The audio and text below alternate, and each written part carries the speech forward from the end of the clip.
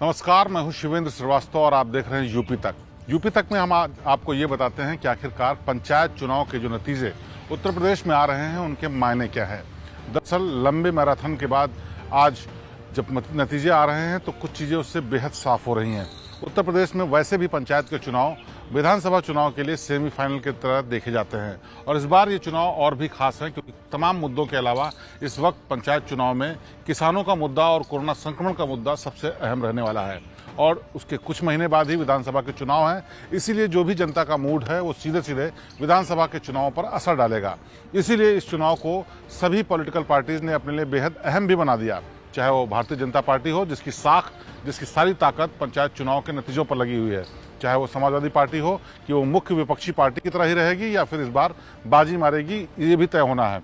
Baspa Bahujan Samaj party जो कि इस बार ये अपने पंचायत चुनाव के नतीजों से साफ करेगी कि आने वाले चुनाव में उसका क्या और रुख रहने वाला है, क्योंकि पिछले तमाम जो चुनाव हुए हैं, चाहे लोकसभा चुनाव हो, विधानसभा चुनाव हो या उससे पहले बाई पोल्स हुए हों, उन सब में बसपा का बेहद खराब प्रदर्शन रहा है। कांग्रेस को अपनी जमीन तलाशनी है, प्रियंका गांधी को यह तय करना है कि आखिरकार महासचिव बनने के बाद कुछ परिवर्तन उत्तर प्रदेश में ला सकती हैं या फिर नहीं, या फिर कांग्रेस का वक्त खत्म हो चुका है, ये भी तय होगा इन सब चुनावों के बाद, क्योंकि आने वाले विधानसभा चुनाव बेहद अहम है। 2022 में चुनावों के नतीजे किस तरह से होंगे उसकी एक तरीके से परछाई है पंचायत चुनाव, और इस बार जो चुनाव के नतीजे मतगणना के बाद निकल रहे हैं उससे बहुत सी चीजें साफ हो रही हैं।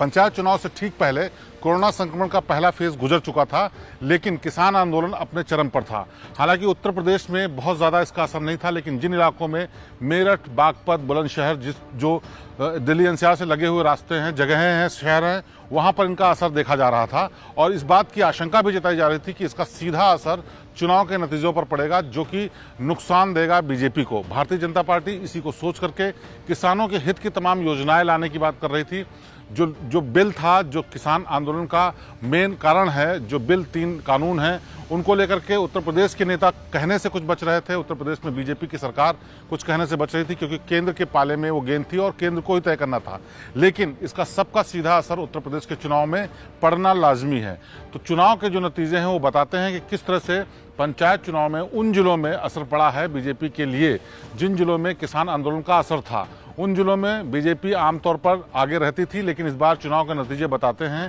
कि बीजेपी को अच्छा खासा नुकसान हुआ है और ये नुकसान आगे भी बढ़ सकता है क्योंकि किसान आंदोलन आगे अभी चल रहा है। साथ ही साथ अभी संक्रमण का एक ऐसा दौर चल रहा है जिसमें ये किसान और गांव में रहने वाले लोग और ज़्यादा असर जाएगा। इसके अलावा तमाम बड़े राज्यों से पलायन करके लौटे लोगों का भी ठिकाना ऐसे तमाम जिले हैं जो कि उत्तर प्रदेश के उन इलाकों में है जो दिल्ली एनसीआर के आसपास हैं, उसका भी असर है। यानी जो इसके दूरगामी परिणाम हैं अभी आने बाकी हैं और चुनाव भी विधानसभा का अभी आने में 9 महीने का लगभग वक्त है। तो इस बीच इस चुनावों का असर कितना ज़्यादा पड़ेगा भारतीय जनता पार्टी के लिए, ये समझने की बात है, क्योंकि जिस तरह का नुकसान, जिस तरह की मतगणना के बाद रुझान आ रहा है, उससे साफ बात पता चलती है कि उत्तर प्रदेश में बीजेपी को पंचायत चुनाव में अच्छा खासा नुकसान हुआ है और इस नुकसान के पीछे की 2-3 सबसे अहम वजह है। उसमें किसान आंदोलन, उसमें मजदूरों का पलायन, उनको होने वाली दिक्कतें और इसके अलावा कोरोना संक्रमण काल के दौरान तमाम जो दिक्कतें, ऑक्सीजन, दवाई, बेड्स की समस्या हो रही, वो भी बहुत बड़ी बात है। इसके अलावा जिसका सीधा फायदा या सीधा जो मजबूत होता नजर आ रहा है वो समाजवादी पार्टी है, क्योंकि समाजवादी पार्टी का पंचायत चुनाव में वैसे दबदबा रहता था, लेकिन इस पूरे मुद्दे पर समाजवादी पार्टी ने न सिर्फ किसानों के आंदोलन को साथ दिया बल्कि कोरोना संक्रमण को लेकर के सरकार को कई बार घेरने की भी कोशिश की। हालांकि बेहद मजबूत विपक्ष की भूमिका किसी भी विपक्षी पार्टी ने नहीं निभाई, तो समाजवादी पार्टी ने, ना तो बहुजन समाज पार्टी ने और ना ही कांग्रेस ने। कांग्रेस की महासचिव प्रियंका गांधी जो कि लगातार उत्तर प्रदेश के लिए जिम्मेदार हैं, वो सिर्फ ट्वीट और तमाम अपने वीडियो के जरिए, सोशल मीडिया के बयानों के जरिए ही सरकार पर निशाना साधती रहीं। उन्होंने पूरे कोरोना संक्रमण काल के दौरान उत्तर प्रदेश के सेंट्रल इलाके का रुख नहीं किया। हालांकि किसान आंदोलन के कुछ जगहों पर वो गईं, उसका कितना असर है ये भी देखने की बात होगी, क्योंकि कांग्रेस के खाते में बहुत ज़्यादा सीटें उन इलाकों से नहीं जा रही हैं।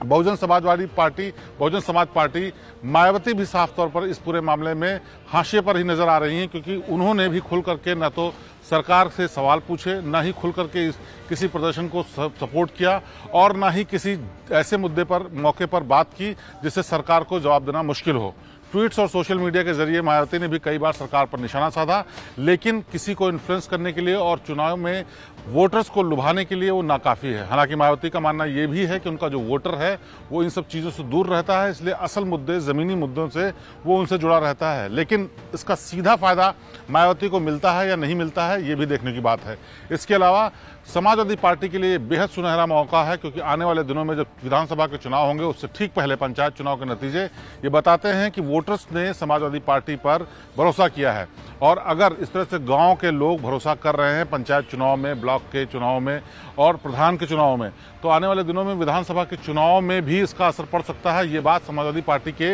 हित में, फायदे में जा रही है। अब इसको समाजवादी पार्टी किस तरह से भुनाती है, इसका इस्तेमाल कर पाती है, इसको लेकर के आगे विधानसभा चुनाव के नतीजों के लिए वो मजबूत विकल्प बन पाती है, ये वक्त बताएगा। लेकिन फिलहाल जो नतीजे हैं वो साफ तौर पर बताते हैं कि इन सब हालातों में, जिसमें कोरोना संक्रमण का भयंकर दौर चल रहा है, किसानों का आंदोलन रहा और इसके अलावा मजदूरों का पलायन रहा, इन सब चीज़ों को लेकर के उत्तर प्रदेश में भारतीय जनता पार्टी को भारी नुकसान हुआ है और इसका असर आने वाले विधानसभा चुनाव में भी जरूर पड़ेगा। कैमरामैन हर्ष कानपाल के साथ शिवेंद्र श्रीवास्तव, यूपी तक, लखनऊ।